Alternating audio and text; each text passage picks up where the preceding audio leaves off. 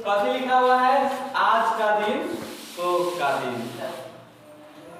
हमारे देश के वीर जवान वीर भगत सिंह, सुखदेव जी और राजगुरु, इन तीनों का आज के दिन ही फांसी की सजा हुई थी। ठीक है, क्या हुआ था? फांसी की सजा हुई थी। आज बहुत दुखद दिन है। ठीक है, क्योंकि एक नहीं बल्कि तीन जवान को आज ही के दिन क्या हुआ? फांसी की सजा हुआ था।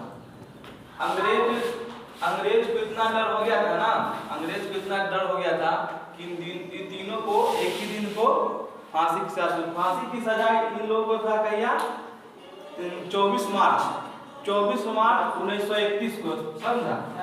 24 मार्च 1931 को इनको फांसी की सजा सुनाई गई थी। ठीक है, लेकिन अंग्रेज को इतना डर हो गया था कि अगर इनको एक दिन दिया जाए तो जिंदगी दे दिया जाए तो ये लगता है कि अंग्रेज का काम तमाम कर दें। इसलिए अंग्रेज ने क्या किया?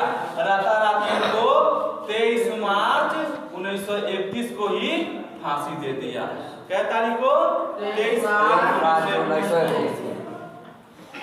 और इनको जब फांसी मिली तो फांसी इनको दिन में नहीं बल्कि शाम 7:30 बजे रात को दी गई थी। कब दी गई थी? रात को दिया गया था। ठीक है, और इनको जेल के आगे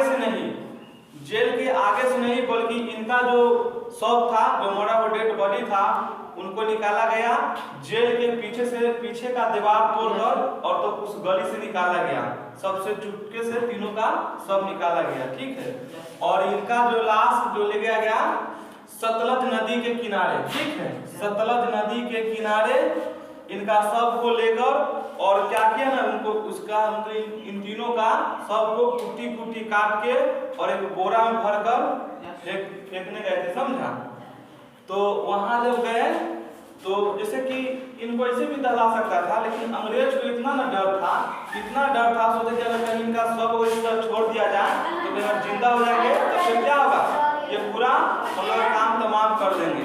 तो इसलिए सतलज नदी के किनारे इनका अंग्रेजों ने बोरा भरकर जब लाश फेंक रहे थे तो कुछ ग्रामीण देखा कि भाई क्या ऐसा बात है जो अंग्रेज ने वहाँ किरासन तेल मार के लाश पर और जला रहा था, तो लाश उठ रहा था।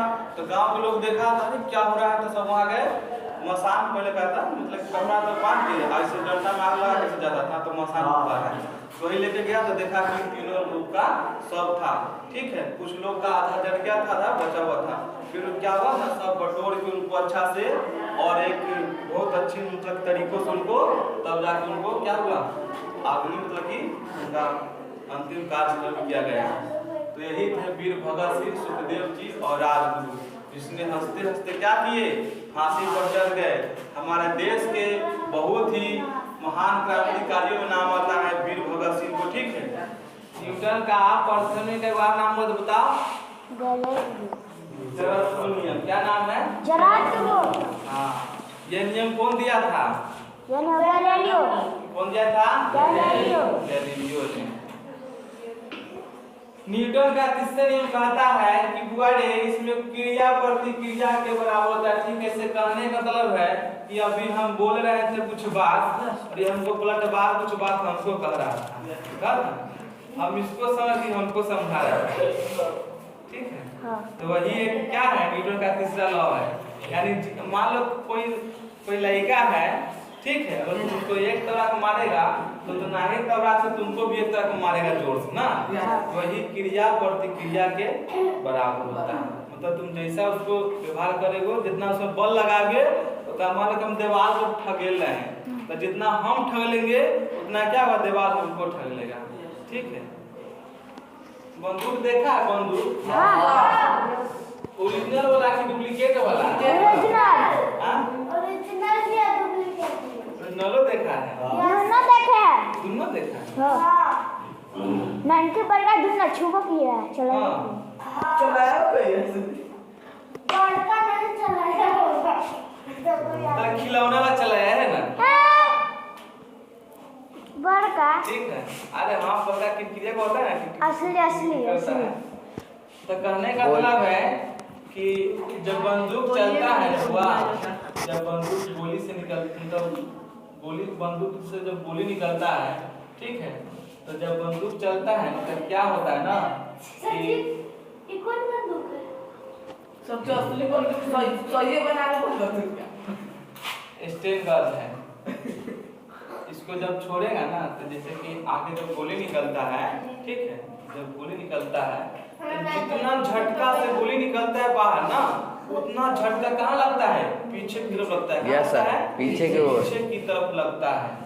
ठीक, अगर मान लो कि कोई व्यक्ति नाव पर चढ़ा है, ठीक है, कहाँ है? नाव पर है। अब नाव को क्या किया? नाव पर से कूदू किए, अब फिर कहाँ चले गया?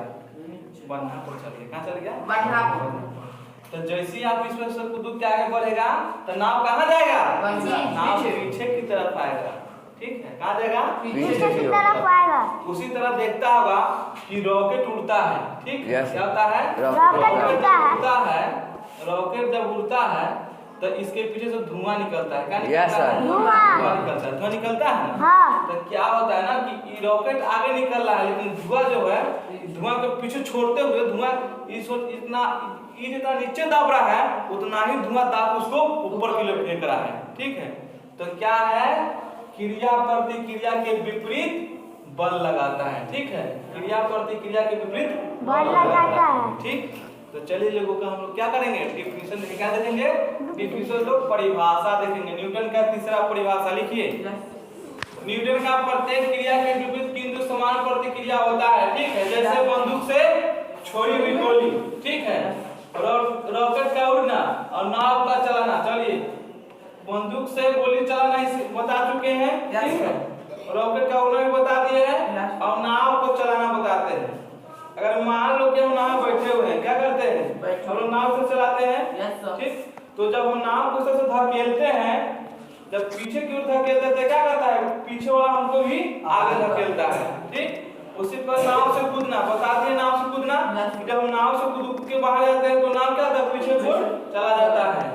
और व्यक्ति का टर्न, जब हम एक पैर बाहर निकाल रहे हैं तो एक पैर जो है मेरा पृथ्वी को पीछे करता है और हमको ये आगे की ओर बढ़ाता है। ठीक है, चलिए, तो यही था न्यूटन का तीसरा लॉ।